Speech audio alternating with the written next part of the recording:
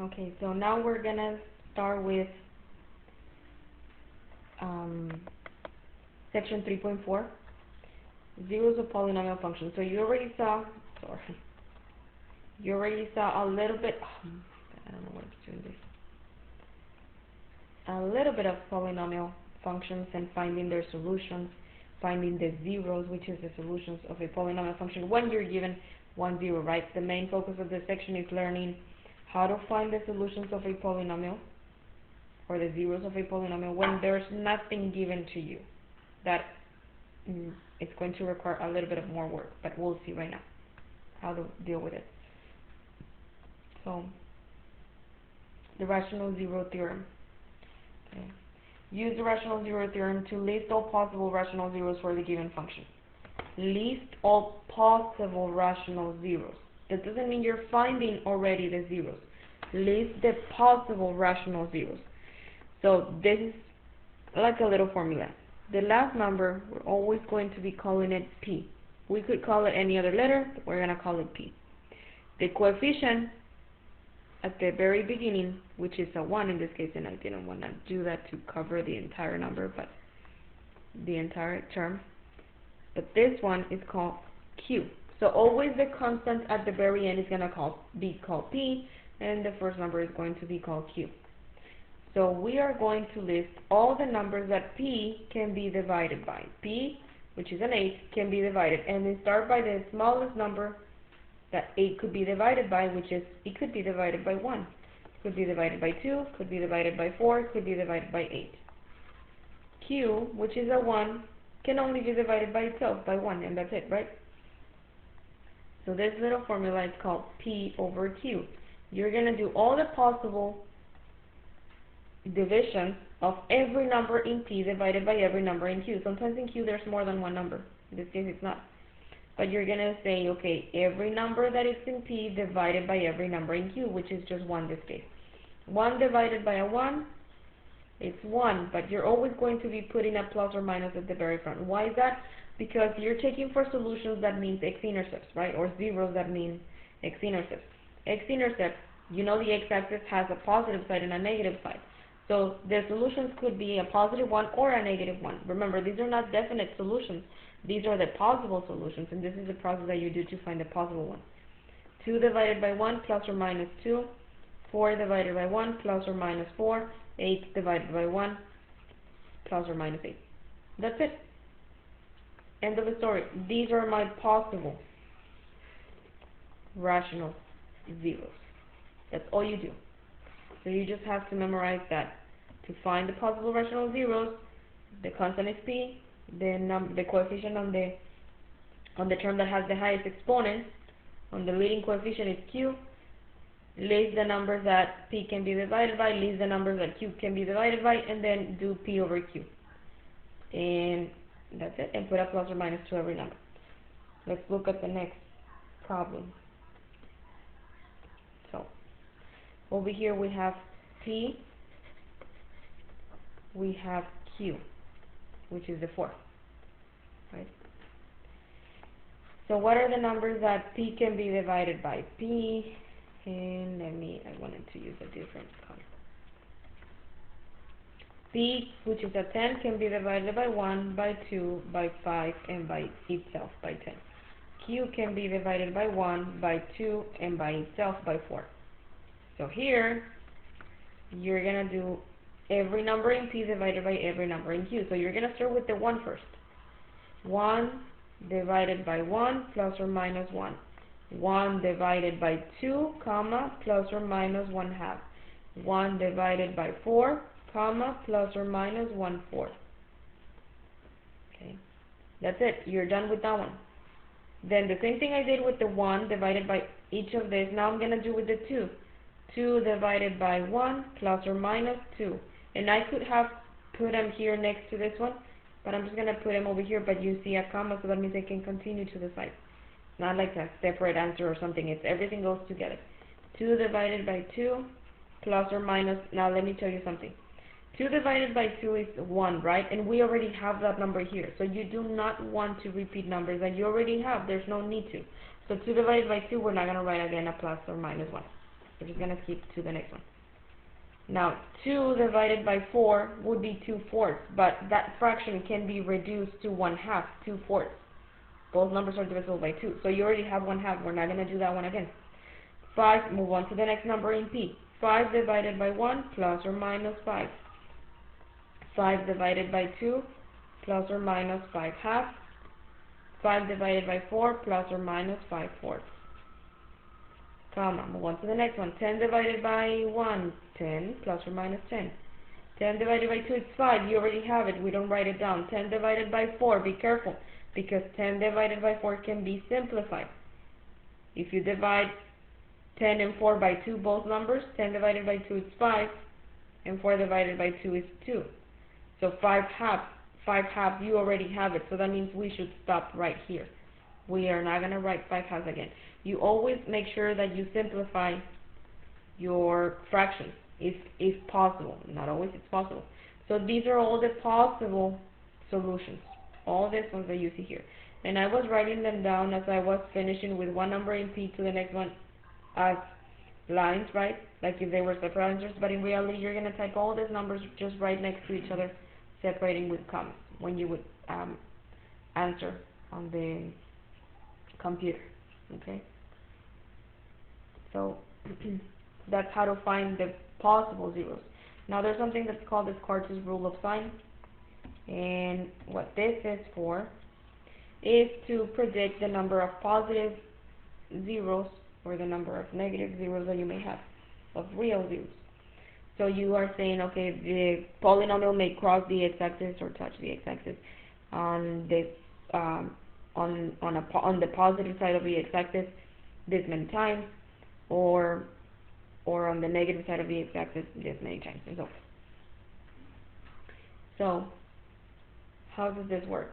You're gonna determine the number of positive and negative real zeros using this Cartesian rule of sign.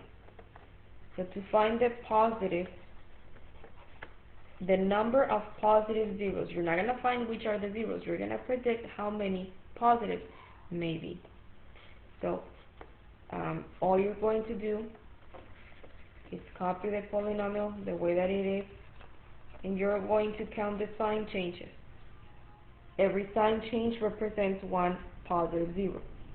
So the first term is a negative, to the next term being a positive, the signs change from negative to positive. From positive to negative, that's the second sign change. From negative to positive, that's a third sign change. So you may have 3, or at most you can have 3 zeros, but you're always going to be subtracting 2. Why is that?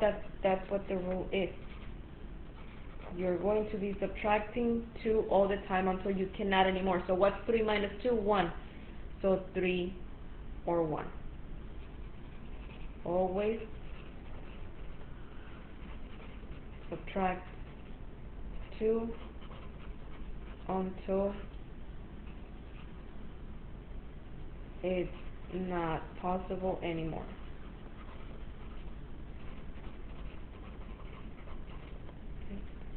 So 3 or 1. Oh, and I didn't put here 3 or 1 positive zeros, right?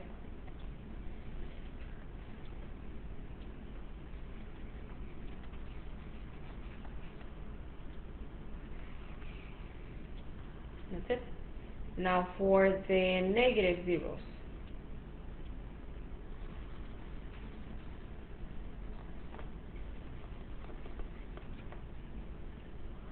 F of, and in every x,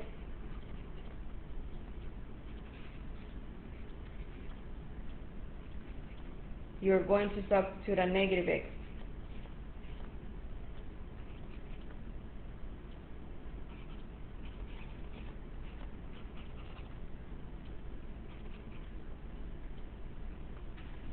That's how you're going to find the negative zeros. In every x, you substitute a negative x. And you're going to evaluate this polynomial. So you're going to say, what's a negative x to the third power? This is where the little shortcut that we learned once comes in. negative x to the third power, something negative, to a not exponent is going to say negative. So what's a negative here times another negative here? Well, it's going to make a positive. So the whole term changes to positive 6x to the third. The next one, negative x to the second power. What's something negative raised to an even power? Well, it stays positive. So positive times a positive, it's a positive 3x squared. Negative x to the first power, the exponent, even though we don't see it, it's a 1, that is a not exponent, so negative x. Negative times a negative, it's a positive.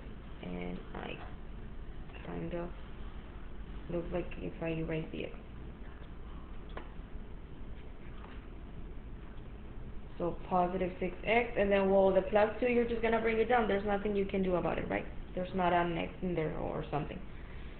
So now that you did f of negative x, you substitute it, you're going to start counting the sign changes. From the first one to the second one, was there a sign change? No. So we're not going to count that one. From the second one to the third one, are the signs changing from one term to the next one? No. And from the third one to the last one, no either. So there's no sign change, no sign changes from term to term.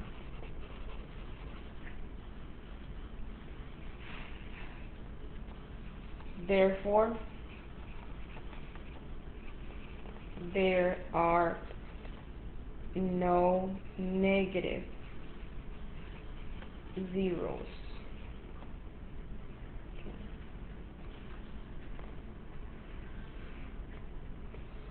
Okay, you can say there's zero zeros, zero negative zeros, I should say. Okay. Here is another example.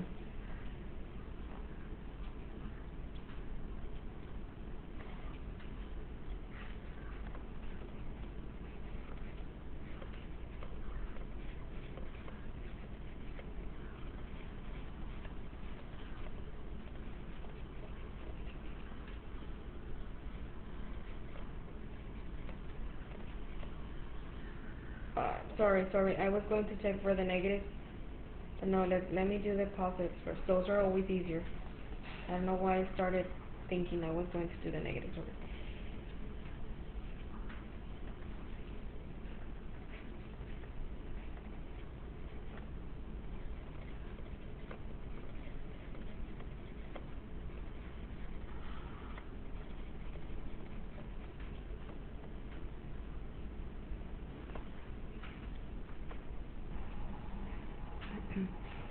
Okay, so positive zeros.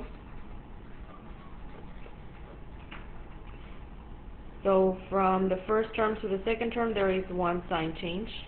From the second term to the third one, there's no sign change. From the third one to the fourth one, no sign change. But from the fourth one to the fifth one, there is one sign change. So there are two, or remember that we're always subtracting 2 just because that's the formula for predicting positive zeros or negative zeros. 2 or 0, because 2 minus 2 would be 0. 2 or 0 positive zeros.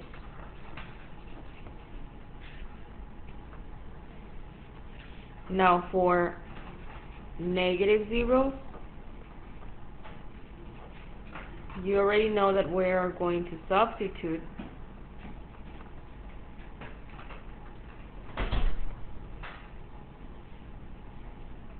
negative x, negative x, negative x, negative x, and negative x. Sorry about that. So negative x raised to the fourth power, since the exponent is odd, it's going to be a positive x to the fourth. So the term would be positive 3x to the fourth. Then this one is negative x to the third, so since the exponent is odd, it would stay as a negative x to the third, and you know that a negative times a negative would become a positive. Right? So positive or plus 8x to the third. And then here negative x to the second power. It's positive x to the second, because an even exponent would make the negative x to be a positive x. So negative times a positive, negative 8x squared. Negative times a negative would be, here negative x to the first power, because we know it's to the first, even though we don't see it, it's still going to be just negative x. So negative times a negative makes a positive 4x plus the 4. And then we start counting the sign changes. So the first sign change that I see is from the second one, I'm sorry, to the third one, there is one sign change. From the third one to the fourth one, there is another sign change. So 2 or 0, not positive, negative 0. And remember, the 0 is because we are supposed to subtract always 2. Okay. So that's how you use Descartes' rule of sign, and you use it to find how many positive zeros or how many negative zeros the polynomial may have. So it's just a prediction. Now we have the fundamental theorem of algebra, okay, which says that a polynomial of certain degree greater than 1 must have at least one complex root. So here, this is the main thing of this section. It says find all zeros of the polynomial function. All zeros. Use the rational zero theorem, Descartes' rule of signs, and possibly the graph of the polynomial function shown by a graphing utility as an aid in obtaining the first zero or the first root. Root is the same thing as a zero as a solution. So, an x-intercept basically. So, see how I told you at the very beginning of this lesson that here you are going to learn how to find the zeros of a polynomial function without you being given the first one. You have nothing. So, what you're going to do, this is a little shortcut to find the first solution, because you know how in the other problems we were starting with using the given zero to do synthetic division. You're going to do that here, except that we don't know that first number that is a solution, so we will have to find it on our own. So I suggest you use your graphing utility and you graph the polynomial and the y equals exactly what you see. Make sure you type that correctly, if not we're going to get different things. Okay, looks fine. So then we graph it. We can see that it's going to be touching or crossing the x-axis at some places. Looks at -1 right here.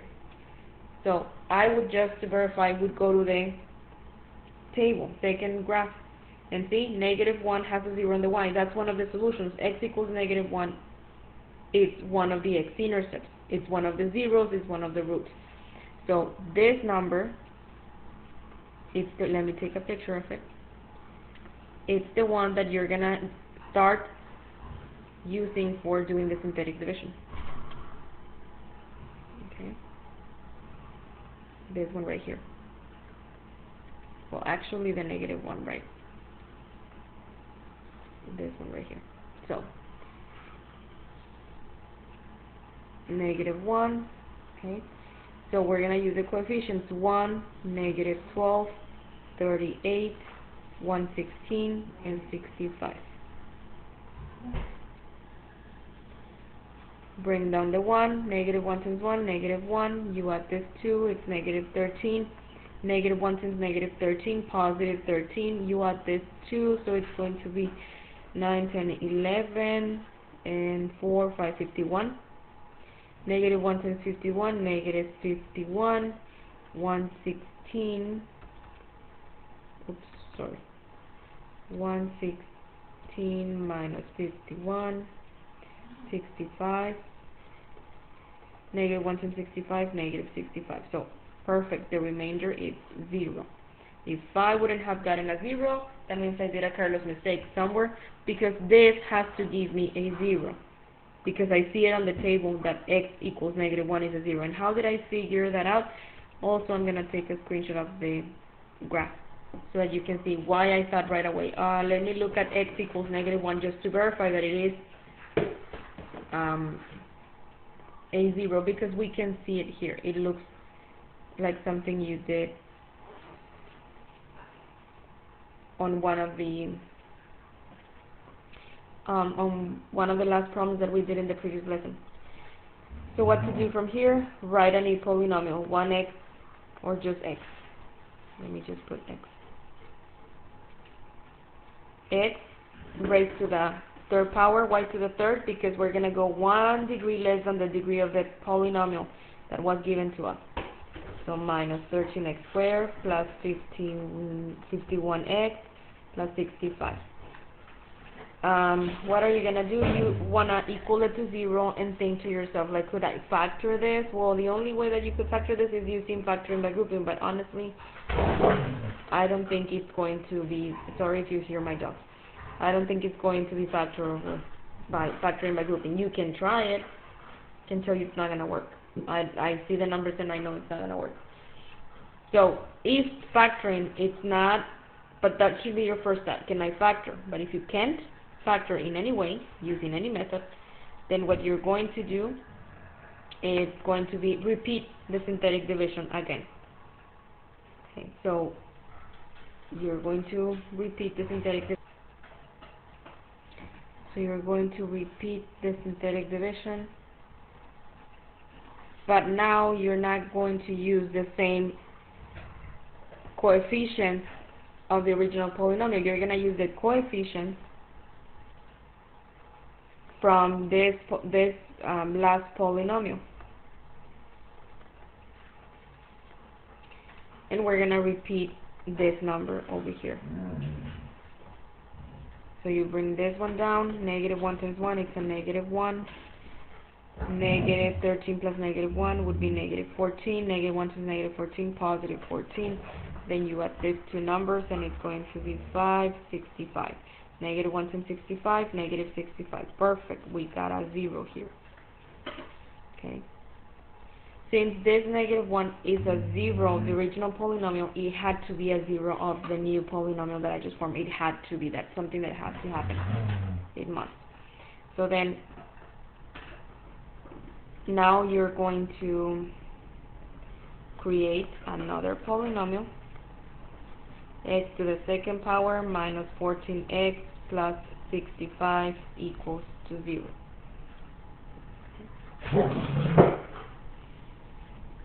What should I try again? As I told you, try factoring first before doing synthetic division. Sorry about that. Sorry, my dogs are playing and they just happen to bark right here next to me. Okay, so I would try factoring this. Maybe possible, maybe not. We'll see. So I would think to myself, okay, x times x squared, two numbers that multiply together equals 65 and added together they're 13. So you know the drill already. Like, we're gonna say divide 65 divided by 2. Nope, it's not even divisible. By 3. Nope. By 4. Nope. By 5. 5 and 13. Added 5 and 13, are they 14? Nope. Obviously 65 is going to be divisible by 13, right? But that's not going to help. I mean, we can keep on trying. I think it's not going to be something that is factorable. And we're just going to eventually, I don't think it's divisible by 15. Nope. There's no two numbers that it's just the 5 and 13, but yeah, these two added, it's not 14. So that means that it's not factorable. What's your option here? Once your degree is 2, because if you see, in the previous polynomial the degree was 3. I started with a degree of 4, then degree 3. You can see how the degree is being smaller every time, right? Less and less. Then at degree 2, once it's a degree 2, if worst case scenario the polynomial or the expression is not factorable, well, you have what we know as the quadratic formula. And that's what you're gonna do.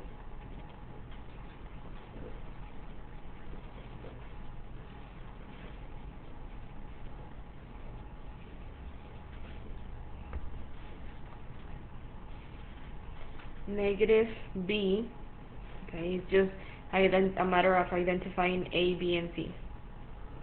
So here, let me put them here. A would be a 1, the number in front of the x squared. B would be the negative 14, and C is going to be the 65. So negative 65 plus or minus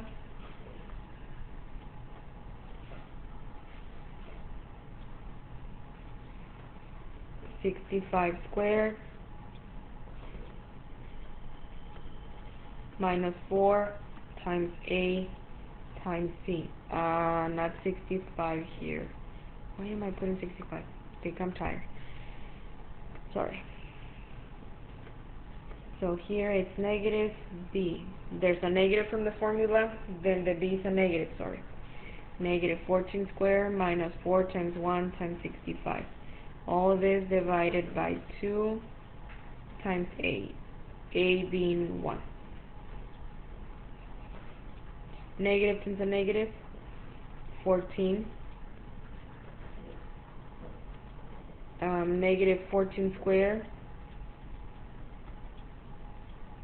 that's 196. Minus 4 times 1 times 65, we can do those together. Negative 4 times 5 times 65 times 5 was a 1, no, times 1, sorry. Negative 260.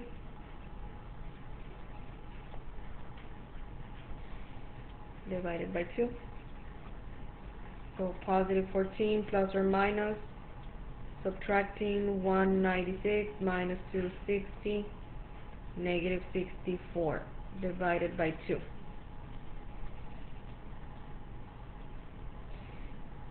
So x equals 14 plus or minus, square root of 64 is 8, but it's a negative 64, so 8i divided by 2.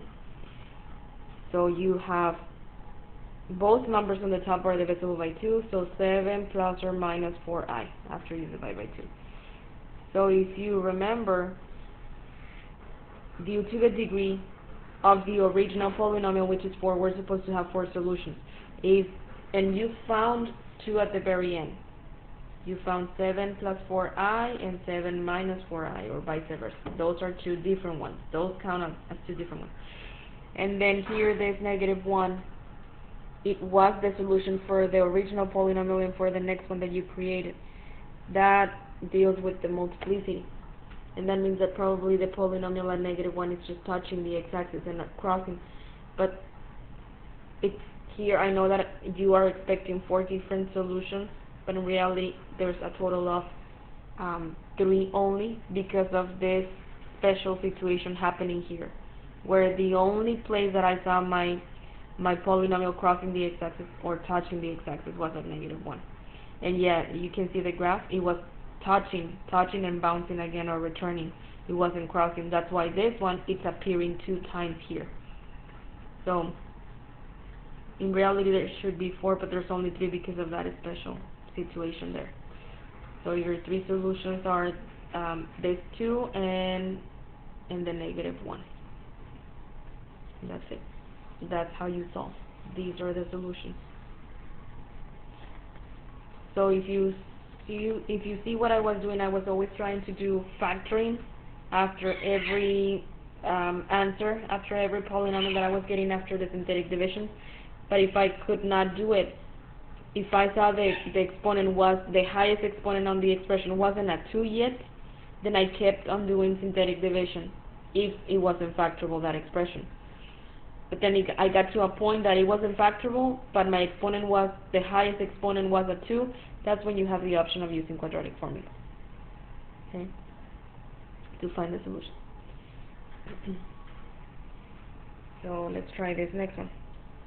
And I know it says here to use the Descartes rule of signs and blah, blah, blah. I'm just showing you how to find the solutions right here. You already know how to do that with the other problems that I did separately, okay?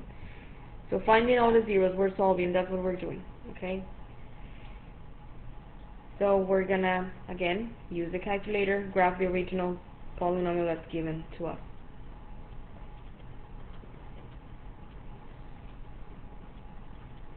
We put it on the calculator. We graph it.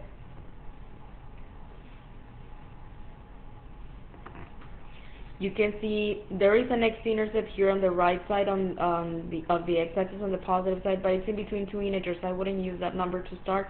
I would go with this other one that you see on the left side of the x-axis. So the -2 probably.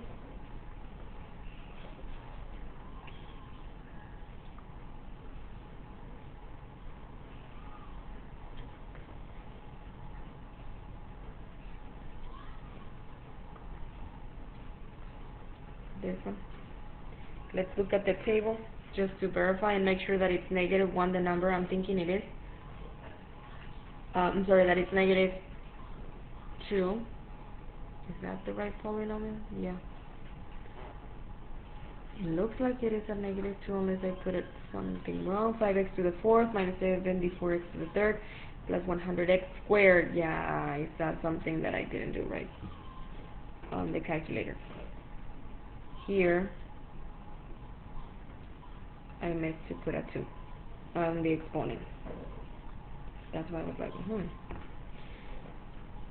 Okay, so here we go again. Okay, so this is our graph. So we have several x-intercepts. Is this one that I can think of? It's 3 probably. Let me take a picture of this and add it here.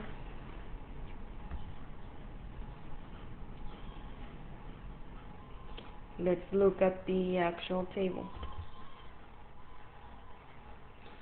So I was thinking probably 3. Look, -1 is also a 0. So there you already found 2 solutions. This more than likely is going to have 4. Well, so you already found 2 of them. Let's see. So I'm going to take a screenshot of this too. Now, you may say, but there's 2 x-intercepts that we know right now. Which one should I start with? Doesn't matter. You can start with either the -1 or the 3. Whichever you want. It wouldn't make a difference. So let's say we're going to start with the -1, just because. 5, -74, 100, 218, and 39.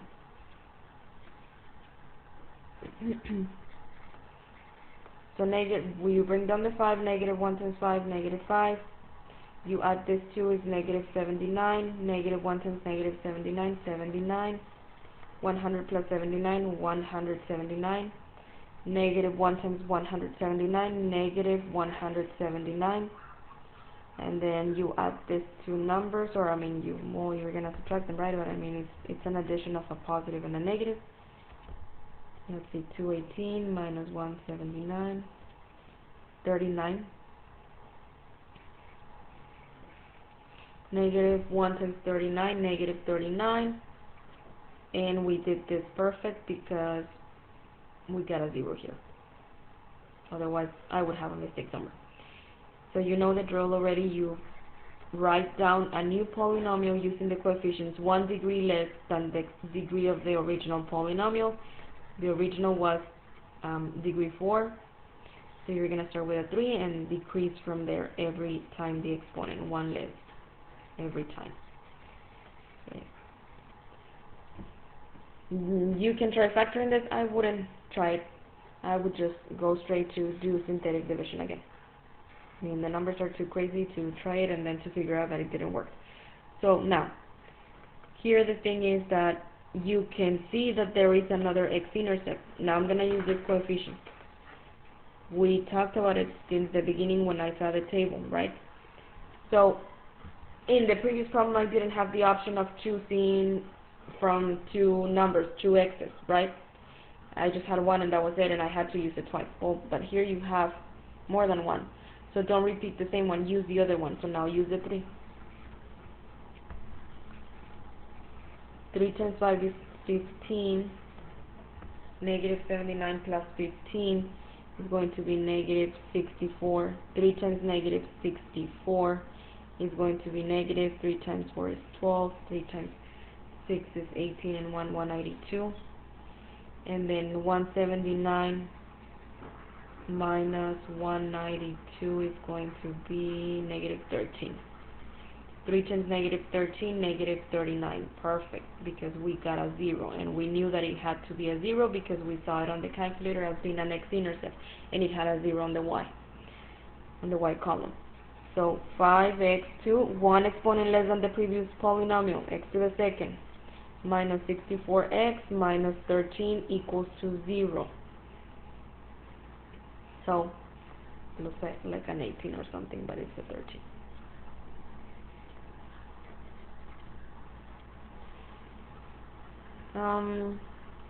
So now we may try factoring, may work, it may not work. If that doesn't work, then I would go to the quadratic formula, but let's see if it works. X times x, x squared. Then we would multiply the 5 and the 13, 1565. We would have to find two numbers and multiply together equal to 65. And subtracted, they would have to equal to 64. So what about 1 times 65? There's 65 and subtracted, there's 64. So this is factorable. This does work. Minus, plus, divide by 5, divide by 5. So 65 divided by 5 is 13. Here I cannot divide 1 by 5, so this goes to the front of the x. 5x plus 1 equals to 0. Okay, so now you have these two expressions multiplying times each other, break them apart, they're set equal to 0 together, multiplying, so you set them equal to 0 separately. And you solve for x.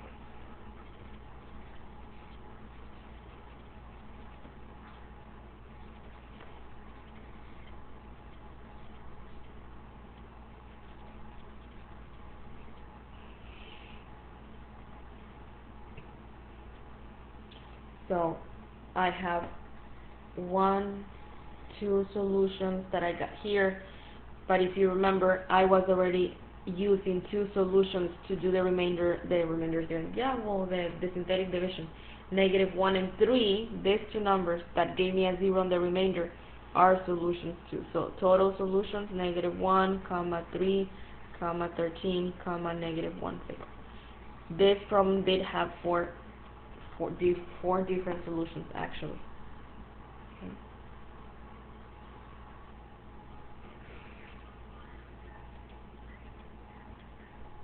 Okay, so now,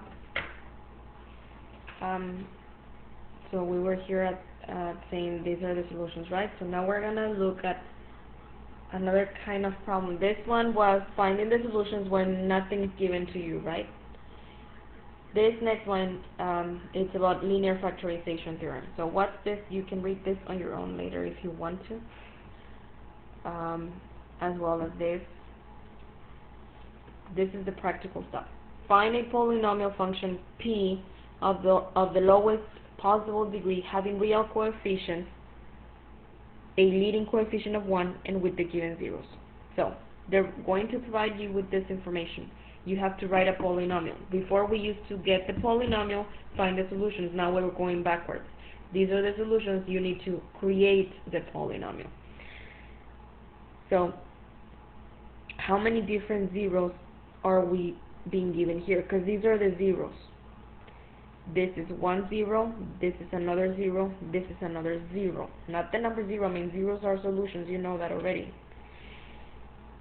Every time that you have this kind of solution, an imaginary one or a complex one, you have a pair to that one that even though it's not given to you, you must know that it exists. That is, you're going to use it also to do this polynomial. So if you have 1 plus 3i, the conjugate of this one is 1 minus 3i. At some point we learned about this before, where the real part of the number, which is the one that has no I, it's going to stay the same, but the imaginary part, the one that has the I, is going to change to the opposite. So in reality, you don't have just 3 zeros that you were given, there are 4. Okay, so you have x equals 1 plus 3i, that's the first one given to you. I'm going to put a comma, x equals, I'm going to put the other one, the pair of that one, 1 minus 3i, and x equals negative 2, and x equals 1. So move all your terms to the left side, equal this expression to 0, that's what you're going to do. So minus 1, x minus 1 equals 3i, right? Because this 2 would be removed from here. Then do minus 3i, and I should probably have written this. Then do minus 3i, I'm telling you, equal it to 0, so you have to send all the terms to the other side. X minus 1 minus 3i equals to 0, because these two cancel.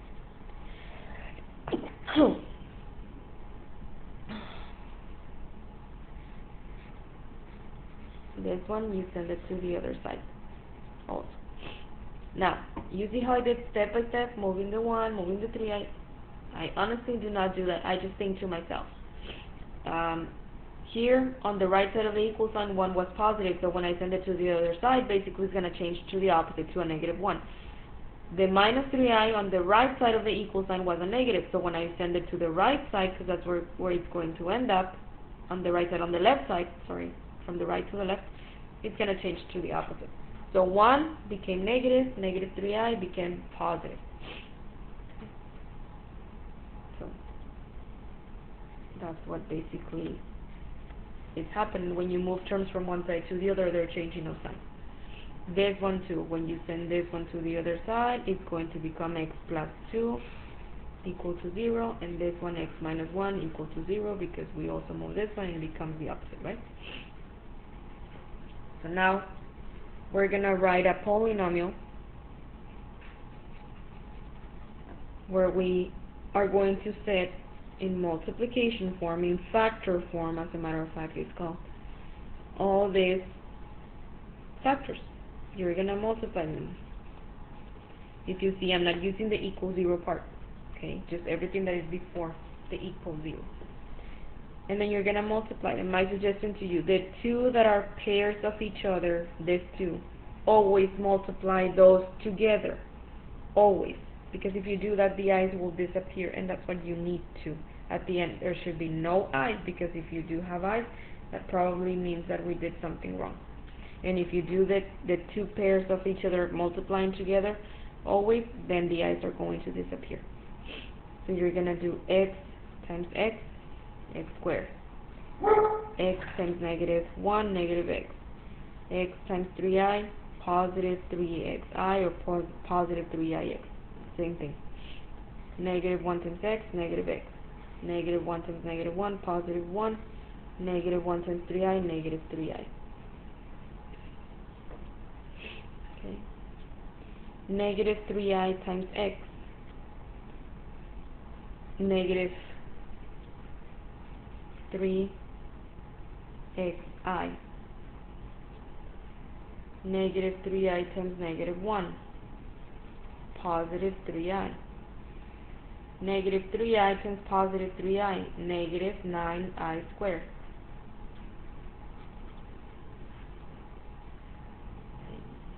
Now, keep in mind that all this is just the multiplication of the first two parentheses. Each term in the first one times each term in the second parenthesis.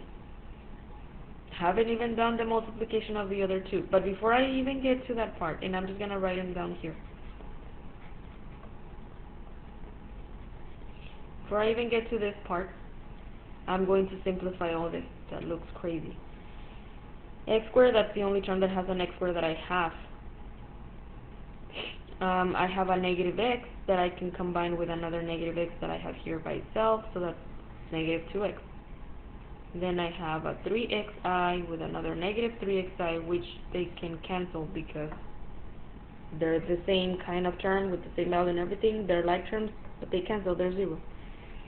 And then I have negative 3i with positive 3i, they cancel also.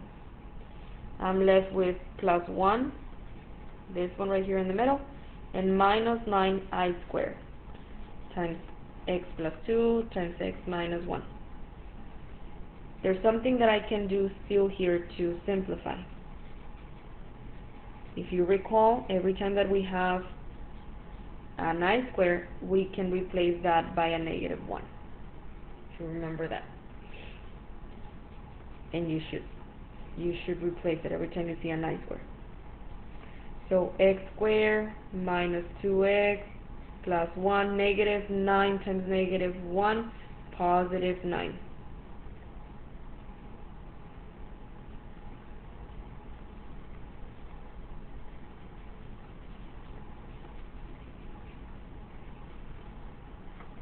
X squared minus 2x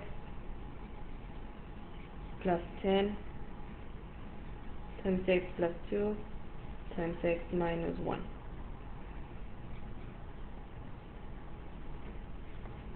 So you already multiplied those two. You see how the i's disappeared? Well, now x times x squared, x times -1, negative x, 2 times x, 2x, and 2 times -1, -2. So you multiply the other two now. Simplify that second parenthesis. If there is anything you can combine as far as like terms, do that first before multiplying the last two parentheses, because we're going to do that right now. Negative x plus 2x, it's a positive x minus 2. So if we multiply these two together, x squared times x squared is x to the 4. X squared times x is x to the 3rd. X squared times x. Denise, como que lloraron, como que quieren salir. Sorry, guys. Okay, so that's the first one times the 3 on the other parenthesis. Then negative 2x times x squared, negative 2x to the 3rd. Negative 2x times x, negative 2x squared. And then negative 2x times -2, positive 4x. Then 10 times x squared, 10x squared. 10 times x, 10x. And then 10 times -2, -20. So now, simplify. X to the 4th power, that you just bring down. There's nothing else you can do. X to the 3rd minus 2x to the 3rd. You can combine those two. That would be negative x to the 3rd. Negative 2x squared with another negative 2x squared with another 10x squared. You can be adding them from left to right. Negative 2 minus 2 is a negative 4. And negative 4 plus 10, it's going to be a positive 6x squared.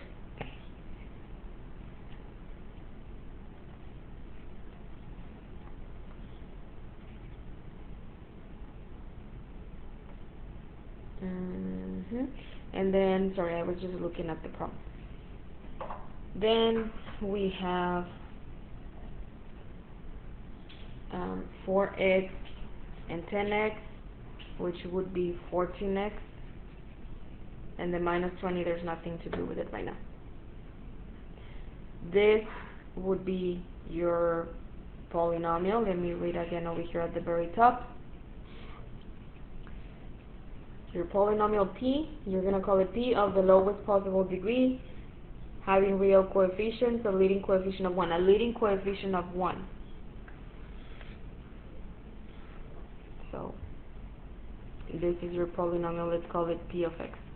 What does it mean that there's a leading coefficient? That means that the exponent that has, the term that has the highest exponent has a 1 at the front, which x to the 4th does. That's what it is. So this is the answer we were looking for.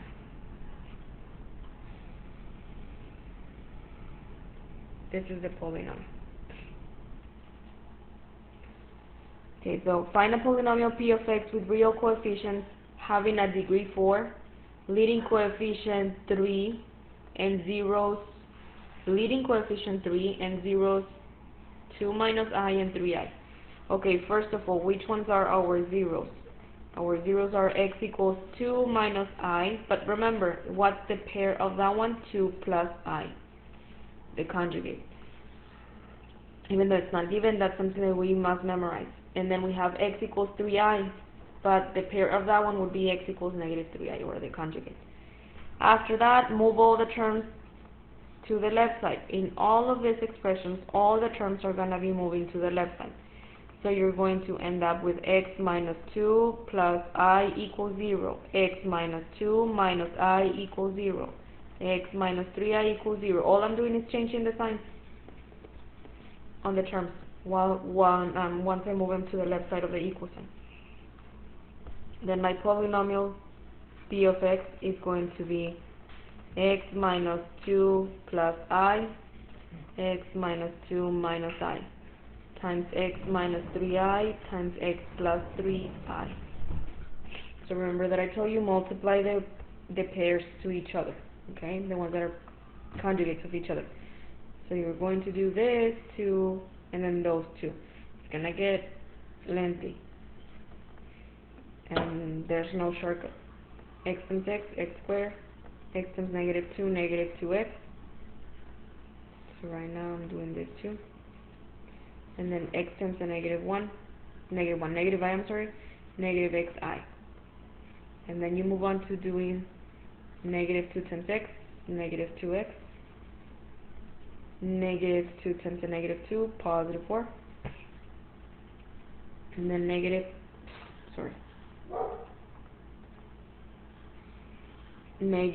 2 times negative I, positive 2i. Oh, sorry, I thought I was done, but no. I'm missing to do then the I times x, positive xi, I times negative 2, negative 2i, I times negative I, negative I squared.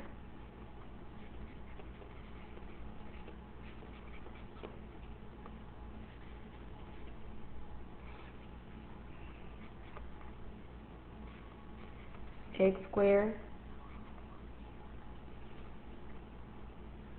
Then we combine like terms, so negative 2x times another negative 2x, negative 4x. The negative xi, this one, and the positive xi, they cancel each other. This one looks like a z, but it's a 2. Then we have 2i that cancels with negative 2i. And then we have plus 4 minus the I squared, the 4 in the middle and the negative I squared.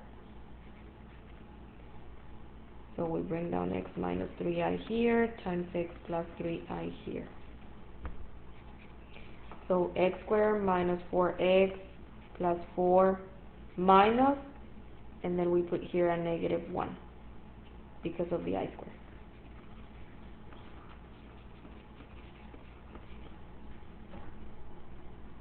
Denise, salud lo que he acostado en la puerta, órale. X squared minus 4x plus 4, negative to the negative, it's a positive 1. X minus 3i times x plus 3i. X squared minus 4x plus 5. X minus 3i times x plus 3i.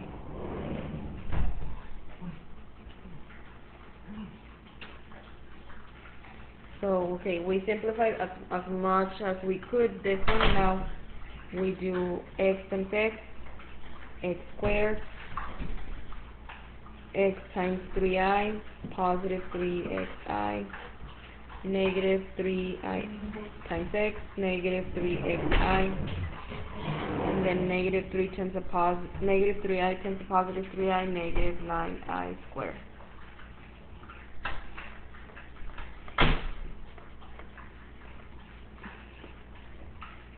X squared, 3xi minus 3xi, they both cancel each other, minus 9 times negative 1. Okay, because of the I squared we're replacing with a negative 1. X squared minus 4x plus 5 times x squared, negative 9 times the negative 1, it's a positive 9. And then lastly, you have to multiply this too.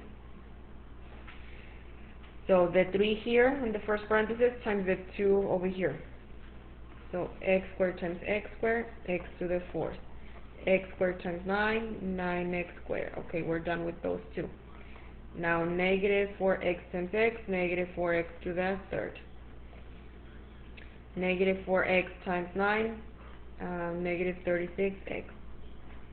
Then 5 times x squared, positive 5x squared. 5 times 9, positive 45. And can we combine like terms? Yes, we can. So x to the fourth, you bring it down. 9x squared. With this one can be combined, but I'm going to tell you something. Since I want to write it already in order from greatest exponent to smallest, it's not going to be wrong if you don't write it like that, but it's best if you do. It looks better. So I'm going to put the minus 4x to the third, that there's nothing to combine it with right after. And then the 9x squared plus 5x squared, 10, 11, 12, 13, 14, plus 14x squared. Then we bring down the minus 36x, there's nothing to combine it with, and the 45. So here we have our polynomial p of x. Now, the only thing is that on this one it says that the leading coefficient has to be 3.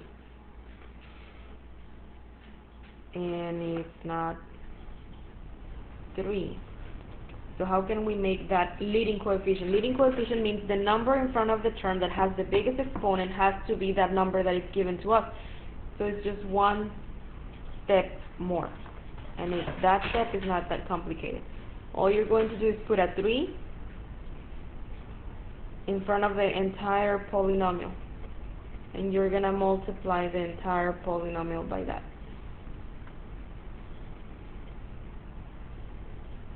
So you're going to have 3x to the fourth minus 12x to the third plus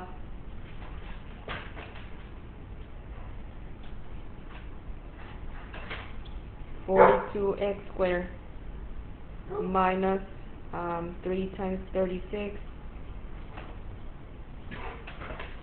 is 108x, well, negative 100, and 3 times 45, 3 times 5 is 15, 3 times 4 is 12, 13, 135. So this would be our polynomial p of x with leading coefficient of 3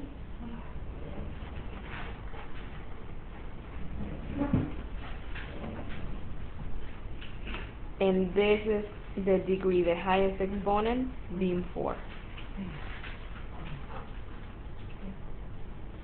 That's what it would be.